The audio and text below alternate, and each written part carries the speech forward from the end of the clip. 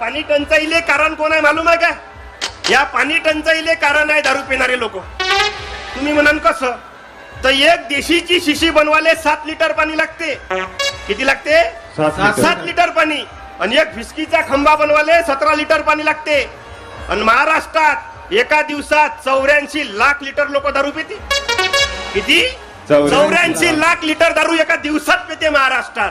आणि हे 84 लाख लिटर दारू बनवण्यासाठी 27.5 कोटी लिटर पाणी लागते.